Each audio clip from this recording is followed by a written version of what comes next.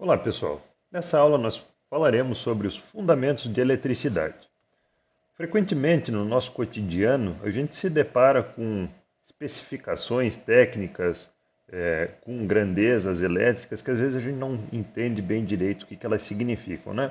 Por exemplo, se a gente pega um carregador de celular, a gente encontra lá uma série de informações, né? Tem lá 100 a 240 volts, 50 a 60 Hz, 0,4 amperes.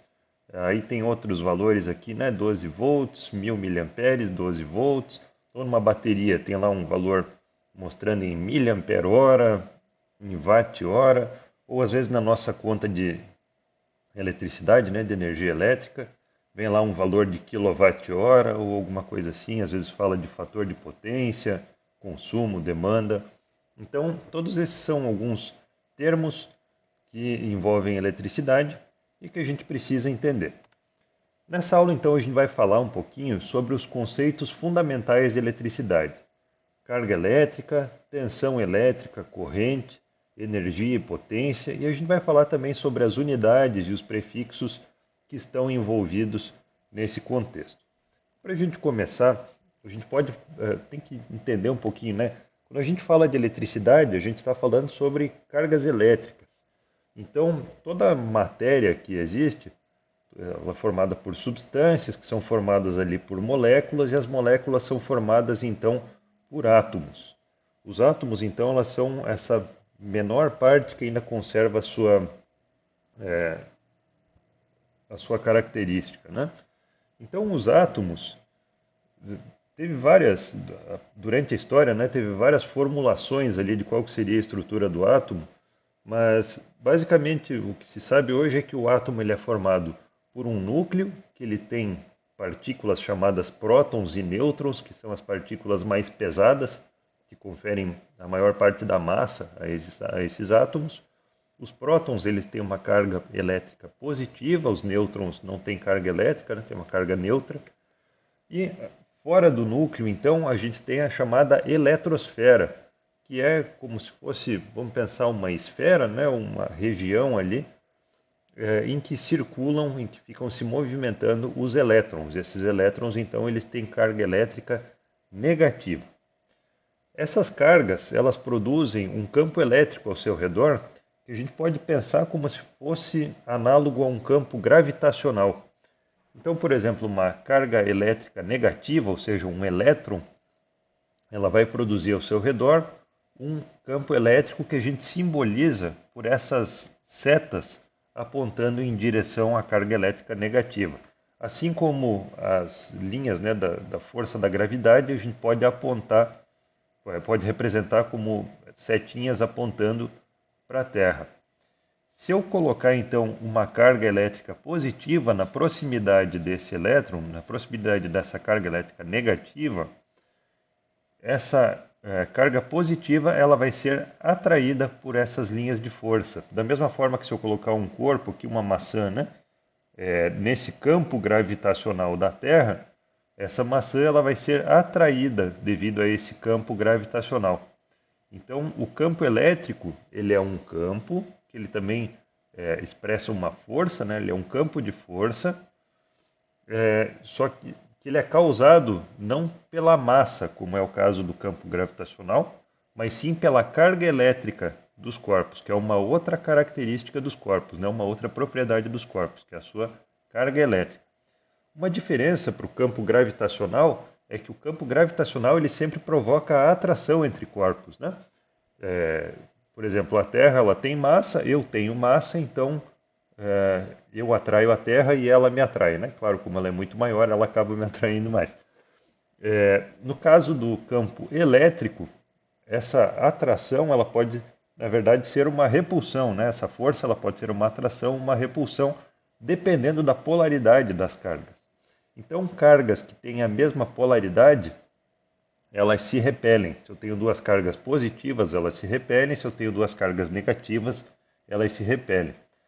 Essa atração ocorre quando eu tenho cargas diferentes, uma carga positiva e uma negativa. Então aí ocorre essa força de atração entre as cargas elétricas.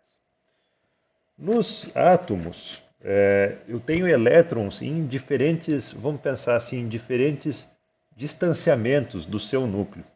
Então, pensa que eu tenho um núcleo positivo e eu tenho elétrons negativos que ficam circulando ao redor desse núcleo que ele tem carga positiva. Então, esses elétrons, eles permanecem atraídos ali por aquele núcleo.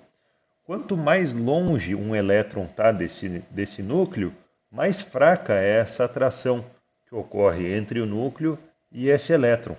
De forma então que os elétrons mais externos, os elétrons que ficam em camadas eletrônicas mais externas, se eles receberem um pouquinho de energia, ou seja, se eles receberem um estímulo, eles podem acabar se escapando dessa força de atração do núcleo. E eles podem então se mover entre átomos. Para um corpo qualquer, assim, um corpo que não esteja recebendo um estímulo, vamos chamar de estímulo por enquanto, um estímulo adequado, essa movimentação de elétrons entre os corpos acontece de forma mais ou menos aleatória, de forma que eu tenho alguns elétrons indo, vamos dizer aqui, para a direita, nesse nosso desenho, outros indo para a esquerda, e se eu fizer uma soma de tudo isso, essa movimentação líquida ela se anula, né? Então ela fica zero. Agora, se eu aplicar um estímulo a esse material, um estímulo que eu vou chamar de campo elétrico, esses elétrons, então, eles vão pulando de um átomo para o outro de uma forma ordenada, elas formam um fluxo. Todos os elétrons aqui nesse caso, eles começam a se deslocar para a direita. Como eles são cargas negativas, eles vão se deslocar no sentido contrário das setas aqui do campo elétrico. Então, esse fluxo ordenado de elétrons, essa corrente, né, é justamente o que a gente chama de corrente elétrica. A unidade da corrente elétrica, aquilo que a gente usa para medir, né, a corrente elétrica, assim como a gente mede uma distância em metros, é o ampere. Então, o ampere é a unidade de corrente elétrica que é simbolizado pela letra maiúscula A. Então, se eu digo, tem tantos amperes fluindo por esse cabo, quer dizer que é uma quantidade de carga elétrica que está fluindo a cada segundo por aquele cabo condutor. Eu posso ter essa corrente mais intensa ou mais fraca, dependendo do material a que eu estou aplicando esse campo elétrico.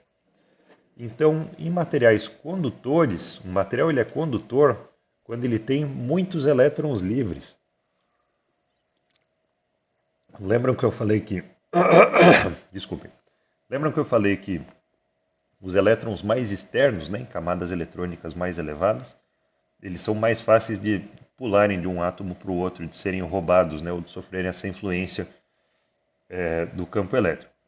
Então, em materiais, por exemplo, como o cobre, como o ouro, eles têm elétrons mais externos, elétrons que estão em camadas mais externas e que são fáceis de pular de um átomo para o outro.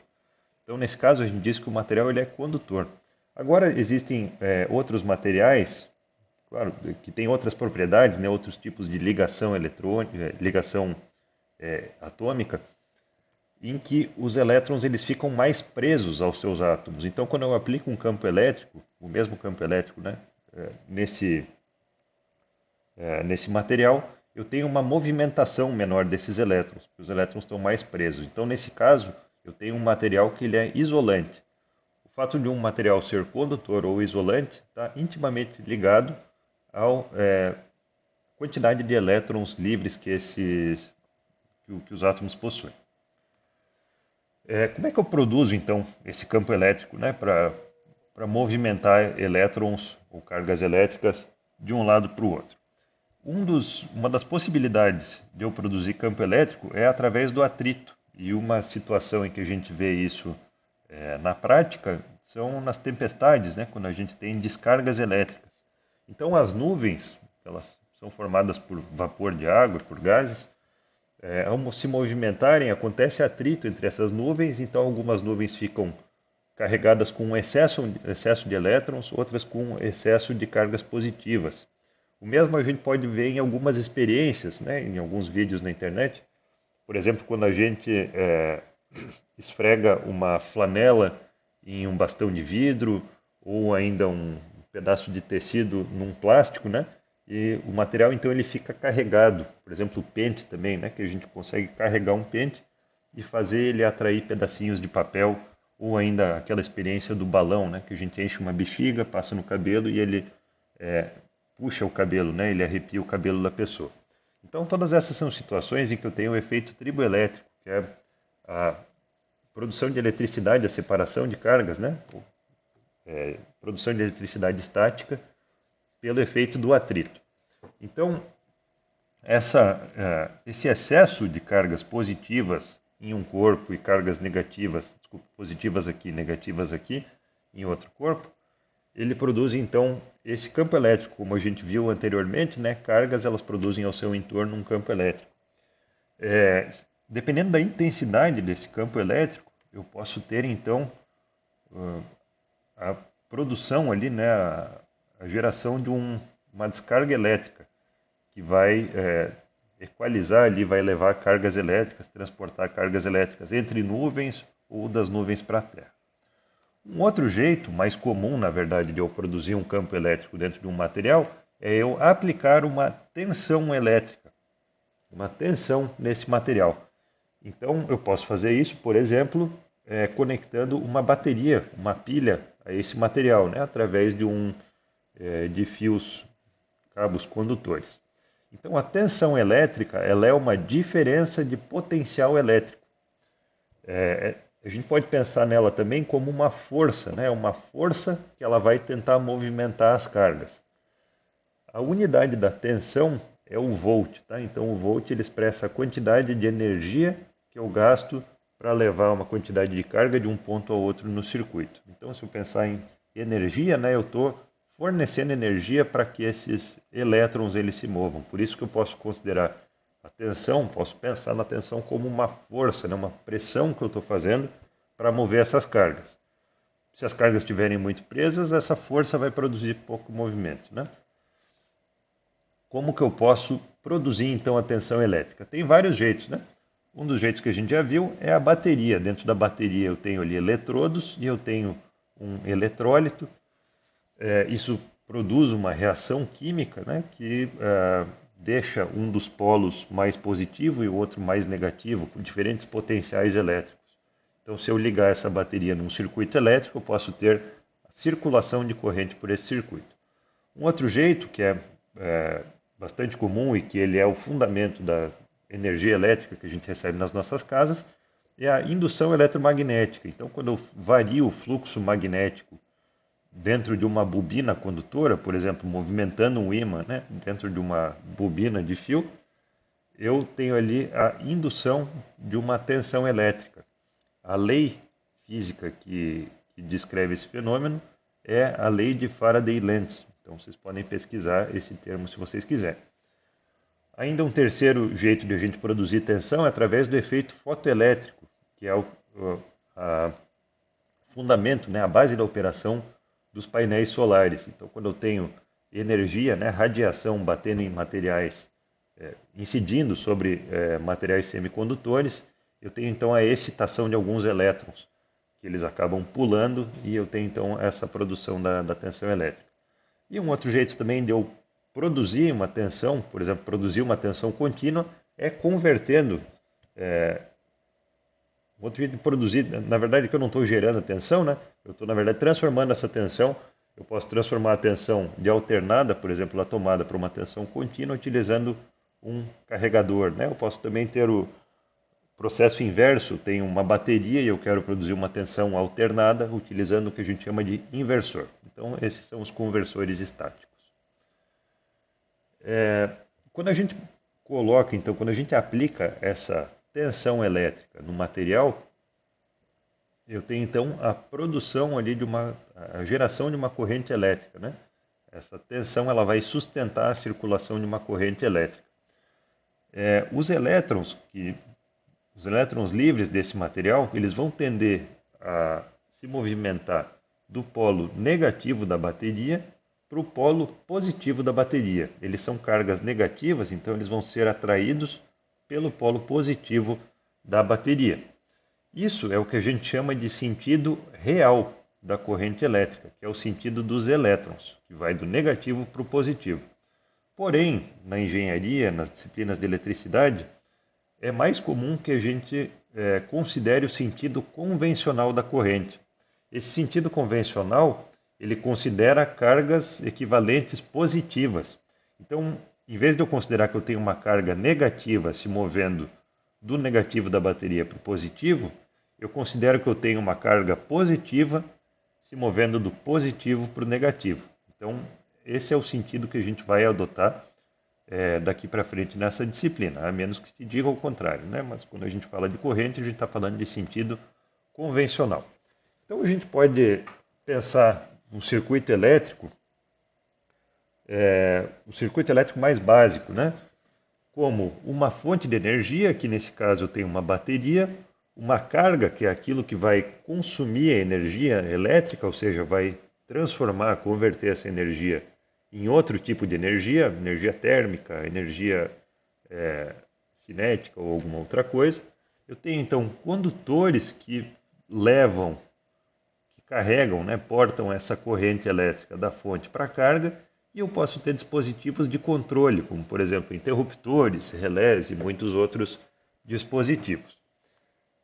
Um outro jeito de a gente representar esse circuito é através de símbolos, né, de elementos de circuitos. Então, daqui para frente, vai ser mais comum a gente ver os circuitos simbolizados dessa maneira.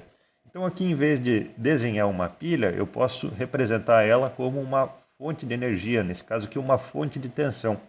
Então, a fonte de tensão ela é uma fonte de energia que mantém nos seus terminais, entre os seus dois terminais, aqui positivo e negativo, uma tensão constante. Em vez de desenhar uma lâmpada, eu posso representar ela como uma resistência elétrica. Os condutores eles são simbolizados aqui simplesmente por linhas, e o interruptor como essa linha quebrada, né? Dependendo se o interruptor está aberto ou se ele está fechado. Posso ter também interruptores desenhados de outras maneiras, né? Às vezes com um pontinho aqui, ou às vezes se eles forem um interruptor normalmente fechado, né, que ele abre quando a gente aperta, ele é desenhado com um outro traço aqui. Outro jeito também de eu... Claro, existem alternativas, né, para eu representar em vez daqueles símbolos mostrados no slide anterior. Em vez de eu representar a pilha como uma fonte de tensão redondinha, eu posso representar ela por esse símbolo aqui, em que eu tenho dois traços paralelos, separados, sendo que um traço é maior do que o outro. Esse símbolo aqui a gente utiliza para baterias. Às vezes ele é mostrado também de forma duplicada, né? Como quatro traços, assim, que eu tenho um empilhamento de células. Em vez de mostrar também o circuito fechado, né? Com um condutor ligando esses dois pontos, eu posso usar esse símbolo aqui, que ele é o símbolo da referência do circuito ou do terra, né? Que é o nosso... vai mostrar ali qual o ponto do circuito que a gente está considerando que é o nosso 0 volts.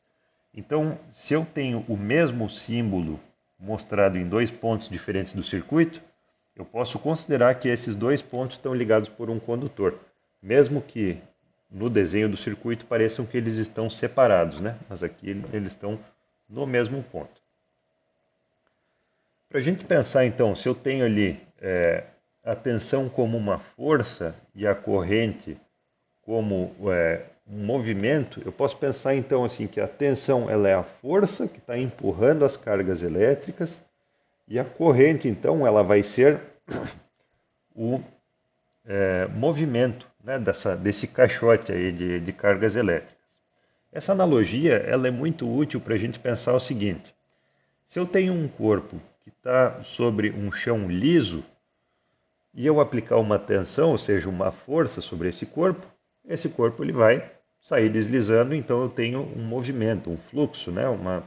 uma corrente produzida ali. Agora, se esse corpo ele tiver sobre um chão muito áspero, ou se ele tiver, vamos pensar assim, parafusado no chão, né? Eu posso ter tensão, eu posso ter força, mas eu não vou ter nenhum movimento. Quer dizer que num circuito elétrico eu posso ter tensão, mas não ter corrente, né? Pode ter o caso em que eu tenho tensão e corrente, a corrente como um resultado da tensão, mas eu posso ter também tensão num circuito e não ter corrente nenhuma fluindo se eu não tiver um circuito fechado para que a corrente flua, tá certo?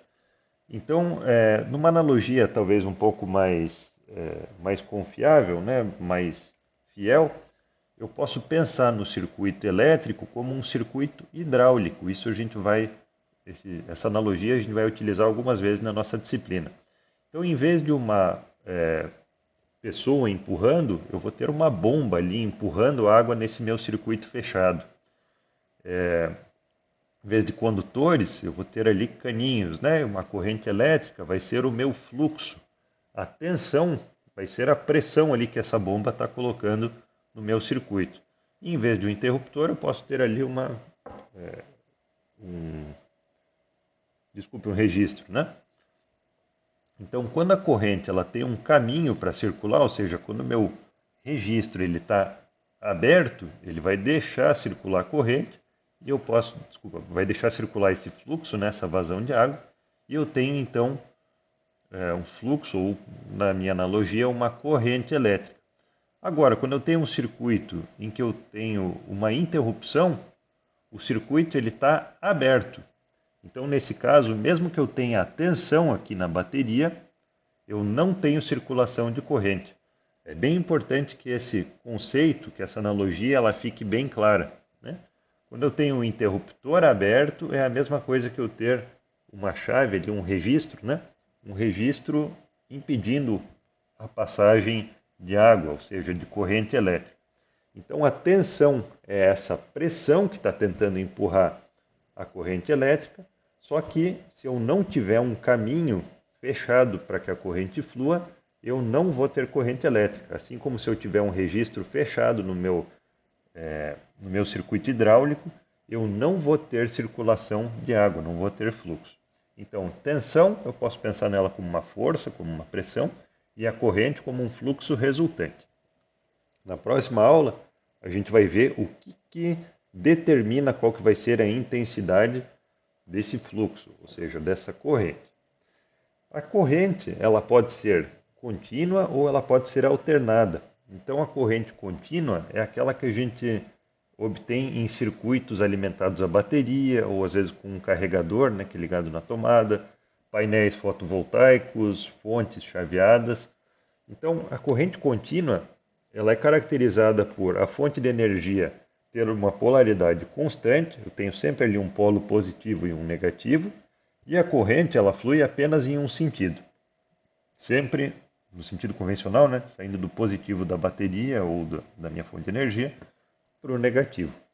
Agora, as nossas instalações elétricas elas funcionam em corrente alternada, não em corrente contínua. Na corrente alternada, a gente tem a polaridade da fonte e o sentido da corrente invertendo periodicamente. Então a tensão entre os dois terminais ali da tomada, uma hora o positivo está de um lado e outra hora e o negativo está do outro, né? Outra hora isso se inverte. Isso acontece dezenas de vezes por segundo. A mesma coisa é o sentido da corrente. Uma hora a corrente está saindo por um dos terminais da tomada e voltando pelo outro, e no instante seguinte ela está fazendo o caminho inverso. Então eu posso pensar na corrente alternada, né, olhando essa animação aqui na tela, como a corrente indo e voltando, né, como uma corrente que eu estivesse puxando para um lado e para o outro repetidamente. A frequência, que às vezes a gente vê lá, né, nas especificações dos equipamentos, é a quantidade de ciclos que eu tenho por segundo da tensão passando pelo seu semiciclo positivo e pelo seu semiciclo negativo, como é mostrado aqui nesse gráfico. Então, isso aqui forma um ciclo elétrico, que a gente chama, e a frequência, então, é quantos ciclos elétricos eu tenho por unidade de tempo. Então, se a gente falar, eu tenho 60 ciclos elétricos por segundo, é a mesma coisa dizer que a frequência é de 60 Hz. Tá? Então, Hz é a unidade de frequência, que é simbolizada por essa letra H maiúsculo e Z minúsculo. Então, exemplos, né, de circuitos em corrente alternada. São circuitos alimentados a partir de geradores, aqueles geradores a diesel, a gasolina, o alternador que tem no carro e também a rede elétrica nossa, que ela vem lá de um gerador grande, né? Às vezes de usinas hidrelétricas, eólicas e por aí vai. Então, na corrente contínua, a corrente está sempre no mesmo sentido, na corrente alternada ela fica indo e voltando, né? Recapitulando então o que a gente viu até agora, nós falamos sobre carga elétrica, corrente, tensão elétrica, diferença entre corrente alternada e corrente contínua. Agora nós vamos falar sobre dois outros conceitos, que são energia e potência. Então a energia, como a gente sabe, é a capacidade de realizar trabalho. A gente pode pensar na energia, por exemplo, numa pilha. A pilha, dentro dela, tem uma certa quantidade limitada de energia armazenada dentro dessa pilha. Então, essa energia, eu posso transformar ela, por exemplo, em energia térmica, se eu ligar uma resistência ou uma lâmpada incandescente aos terminais dessa pilha. Assim, a energia que está armazenada dentro dessa pilha vai, aos poucos, se transformando, convertendo em outro tipo de energia, nesse caso térmica. Claro que eu posso converter ela em outros tipos de energia. Por exemplo, se eu ligar um pequeno motor elétrico nessa pilha, eu transformo essa energia que estava armazenada sob a forma química para energia cinética. E tem vários outros tipos de, várias outras modalidades que a gente pode converter essa energia. A unidade da energia é o joule, que é simbolizado pela letra maiúscula J. Mas também existem outras unidades para a gente quantificar a energia. Por exemplo, a caloria, o watt-hora, o BTU e o elétron-volt. Já a potência, ela é relacionada com a energia pelo tempo. A potência diz o quão rápido eu estou convertendo, eu estou transformando essa energia. Então eu posso calcular a potência como uma quantidade de energia que eu transformei pelo tempo, dividido pelo tempo que eu levei para transformar essa energia. Eu posso pensar, por exemplo, no mesmo circuito que a gente observou no slide anterior, eu tenho uma pilha e eu ligo uma pequena lâmpada nessa pilha. Então, se a corrente que percorrer essa lâmpada for baixinha, essa pilha vai descarregar lentamente, até que toda a energia que estava contida nela tenha se transformado em energia térmica. Desculpem. Agora, se eu ligar uma lâmpada mais forte nessa pilha, ou seja, mais potente, ou se eu ligar várias lâmpadas nessa pilha, essa energia essa pilha ela vai ser descarregada mais rapidamente, ou seja, essa energia ela vai ser consumida mais rapidamente. Por quê? Porque eu estava operando com uma potência maior.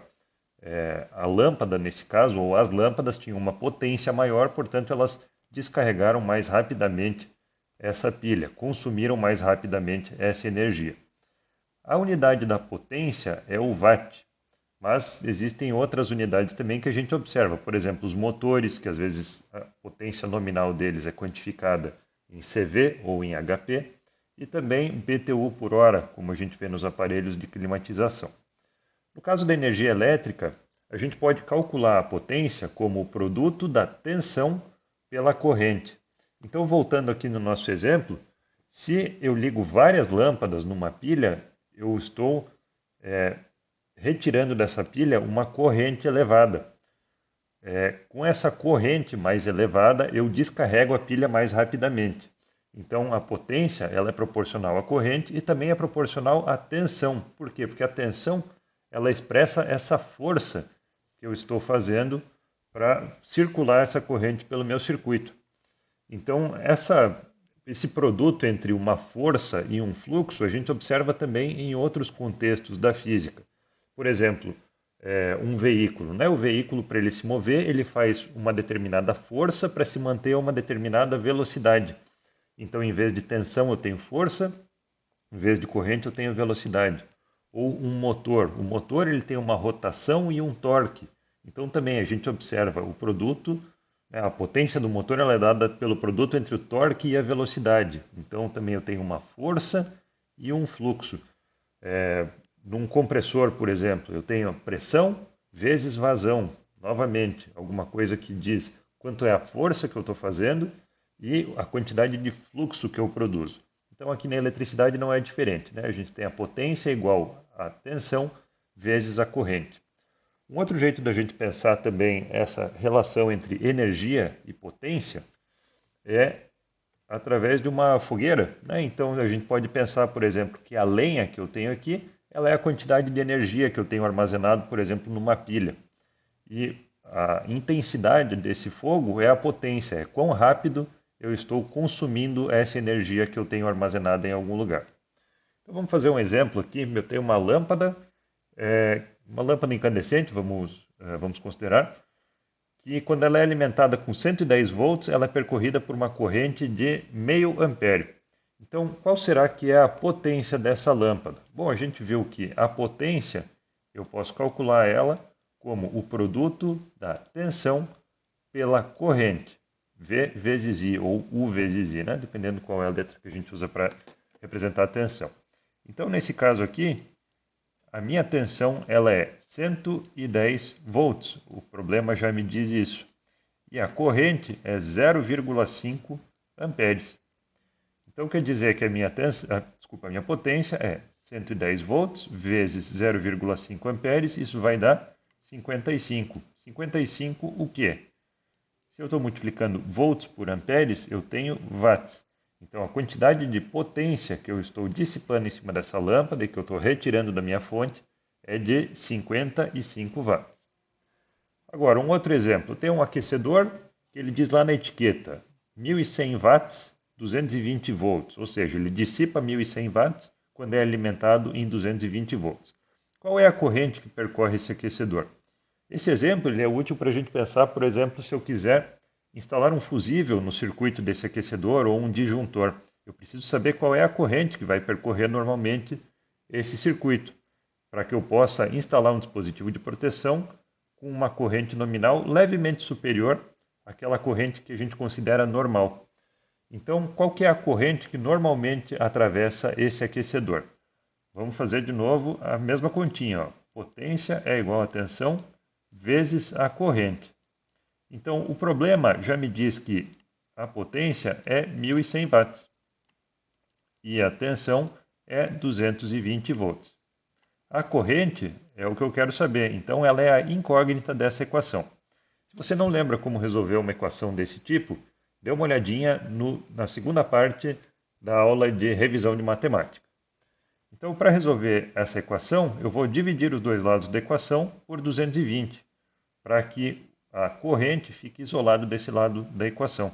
Então, eu tenho aqui, ignorem esse traço, eu tenho aqui 1100 watts divididos por 220 é igual a corrente. Que quer dizer que a corrente é 1100 dividido por 220 vai dar 5 amperes. Ou seja, se eu quiser instalar um fusível ou um disjuntor aqui nesse circuito, eu teria que escolher um dispositivo com corrente nominal acima de 5 amperes. Poderia ser, por exemplo, 6 amperes e ele funcionaria bem. Um último exemplo aqui de potência e energia. Eu tenho uma bomba cuja potência é de 1000 watts e ela opera 20 dias por mês, 8 horas por dia. Qual é a energia consumida por essa bomba em um mês, expressa em watts-hora? Então, a gente já viu que a potência ela é a energia dividida pelo tempo. Multiplicando os dois lados aqui dessa equação por t, pelo tempo, eu posso dizer que a potência vezes o tempo ela é igual à energia. Ou seja, se eu operar um dispositivo que tem uma determinada potência por um determinado tempo, eu consigo calcular quanto de energia que esse equipamento consumiu nesse período que ele ficou ligado. Aqui o nosso exemplo ele pede para a gente expressar a energia em watts-hora. Prestem atenção que não é watts por hora, né? Aqui é uma multiplicação, watt-hora. Se fosse watts por hora, seria watt dividido por hora, que não faz muito sentido físico. Então eu tenho que saber quanto era a potência desse equipamento e quantas horas ele operou em um mês. A potência, a gente já sabe que é 1000 watts, está escrito aqui no enunciado. Então, P é igual a 1000 watts. Agora, o tempo é a quantidade de horas que esse equipamento ficou ligado em um mês. Se ele fica ligado 8 horas por dia e ele opera 20 dias por mês, então o tempo que ele ficou ligado em horas é 8 vezes 20. 8 horas vezes 20 dias, isso dá 160 watts. Agora, então, eu já tenho o valor de P e eu já tenho o valor de T. Sendo assim, eu posso calcular a energia como produto de P, potência, que é 1000 watts, vezes 160 horas. Portanto, a energia que esse equipamento consumiu em um mês é de 160 mil watts-hora. Assim eu consigo estimar qual que é o impacto, por exemplo, de um equipamento na conta de energia. Eu posso saber também, bom, se eu quiser reduzir a minha conta de energia, o que eu posso fazer? Eu posso usar um equipamento que tem uma potência menor, ou eu posso utilizar ele por menos horas durante o mês. Tanto na eletricidade como em outras disciplinas técnicas, a gente usa unidades e prefixos para expressar as quantidades, assim como a gente acabou de fazer com a energia, né? Que a gente expressou ela em watts-hora. Então as unidades, elas são padrões que ajudam a gente a não fazer que nem o rapaz aqui da figurinha, né? Imagina que a gente vai na loja para comprar uma peça, o atendente pergunta lá, qual que é o tamanho? Você fala, a peça é desse tamanho aqui. Dependendo da peça até vai, né? Mas para a maioria das aplicações a gente precisa definir as quantidades, as medidas de uma forma mais exata. Então as unidades são padrões que permitem a comparação dessas quantidades em diferentes lugares e períodos. Por exemplo, se eu falo 1 metro aqui no Brasil hoje e alguém fala 1 metro lá no Japão amanhã, a gente está se referindo à mesma quantidade, né? Por quê? Porque é um padrão bem definido. Então, o metro, ele é uma quantidade que ele tem uma definição clara, uma definição bastante exata que permite a reprodução, então, dessa quantidade e permite que a gente expresse outros valores, outros tamanhos, né? Como múltiplos ou frações dessa quantidade. Então, isso que significa medir, na verdade, alguma coisa, né? É expressar aquela quantidade como um múltiplo ou uma fração de uma unidade padronizada. A eletricidade, então, só para a gente lembrar, né? A unidade da tensão elétrica é o volt, da corrente é o ampere, da energia é o joule. A gente viu também, né, que a gente pode usar o watt-hora. Potência é o watt e de frequência, quantidade de repetições, é o hertz. Agora, quando a gente tem números muito grandes, às vezes fica meio difícil, né, a gente expressar. Por exemplo, eu vou lá comprar um HD. Qual que é o tamanho do HD externo que você quer? Eu quero um HD de 1 bilhão de bytes, ou de 1,0000000 bytes. Pô, fica difícil, né, de a gente falar esse número. Então, números muito grandes ou números muito pequenos têm sua expressão simplificada com a utilização de prefixos. Então, em vez de eu falar 10.000 volts, eu posso falar mais facilmente 10 kilovolts. Fica bem mais fácil. Ou em vez de eu falar 0,000001 ampere, eu posso falar 1 microampere. Fica bem mais fácil de eu fazer essa expressão. Em vez de eu falar tudo isso aqui, eu posso falar, bom, eu quero um HD de 1 terabyte, né? Fica bem mais fácil. Então, os prefixos, eles têm símbolos, né? Que são mostrados aqui nessa tabelinha na segunda coluna. E o jeito que a gente fala esses prefixos, a gente não fala 1G, né? A gente fala 1 giga, 1 mega, 1 quilo, ou 1 mili, 1 micro, 1 nano. Então, por exemplo, se eu tenho uma unidade, né, que é o volt, e eu quero expressar então a minha quantidade em milhares de volts, eu posso dizer tantos kilovolts. Por quê? Porque 1 quilo equivale a 1000, 10 elevado a 3. Se você não lembra das potências de 10, assista os vídeos da revisão de matemática, que estão disponíveis aqui no canal. Se eu quero expressar 1 bilhão de alguma coisa, né? Eu posso expressar isso pelo prefixo mega. A mesma coisa, 1 bilhão é 1 giga. Eu posso também expressar partes menores do que a unidade. Então, por exemplo, a milésima parte do volt é 1 milivolt, que é 10 elevado a menos 3. A milionésima parte do volt é 1 microvolt, né? Assim como eu posso ter microampere, micrômetro. E a bilionésima parte é o nano, então ele é 10 elevado a menos 9. Para eu fazer conversões, então, entre quantidades com prefixos diferentes ou sem prefixo, né, eu sigo a seguinte regra. Quando eu estou passando de um prefixo menor para um maior, eu vou fazer então a divisão da quantidade por 1000. Pensa assim, ó, eu tenho 1000 metros, eu quero expressar isso em quilômetros. 1000 metros é a mesma coisa que 1 quilômetro. Então, 1000 dividido por 1000 dá 1 quilômetro. Então, eu estou reduzindo o tamanho do meu número e colocando um multiplicador ali, que é o K, né? Que ele vale 10 na 3, 10 elevado a 3.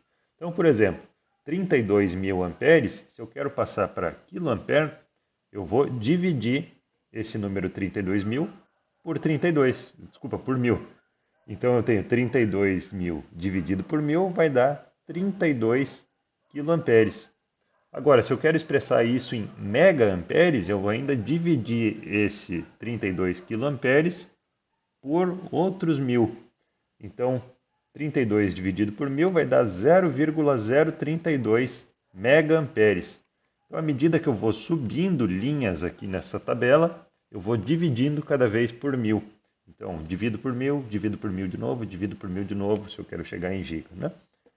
Se eu tenho um número lá, 13,8 kV, se eu quero escrever isso em volts, eu estou indo agora, estou saindo do quilo e estou indo para só a unidade, né? Sem nenhum prefixo. Então, nesse caso, como eu estou indo para baixo, eu vou multiplicar por 1000. Pensa de novo na questão de tamanho, né? Isso ajuda bastante. 1 metro é a mesma coisa que 1000 milímetros. Então, se eu estou passando de metro para milímetro, eu vou multiplicar o número 1 por 1000. Então, eu vou ter 1000 milímetros.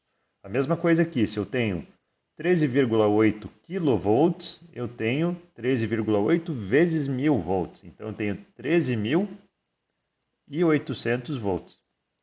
Se eu quero passar isso ainda para milivolts, eu vou pegar esse 13.800, desculpem a grafia, e vou multiplicar isso por mais 1000, né? Então eu já tinha aqui 13.800 e vou multiplicar ainda por 1000. Então eu vou adicionar mais 3 zeros aqui. Quer dizer então que eu tenho 13.800.000 milivolts. Claro, aqui complicou, né? Mas é só para a gente ver como que a gente faz essa passagem de um prefixo maior para um prefixo menor, né? Por exemplo, de quilo para mili.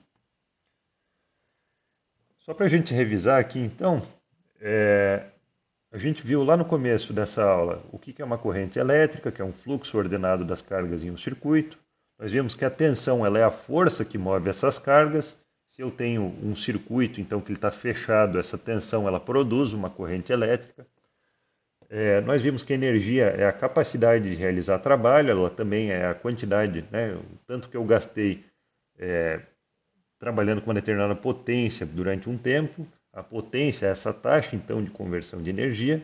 Nós vimos a diferença lá no começo de corrente contínua e corrente alternada e vimos agora no final também as unidades e prefixos que a gente usa aqui na engenharia. Então, se ficou alguma dúvida sobre a matemática envolvida, eu peço que vocês assistam os vídeos de revisão de matemática ou tirem dúvida com o professor. Então, por hoje é só. Muito obrigado pela atenção.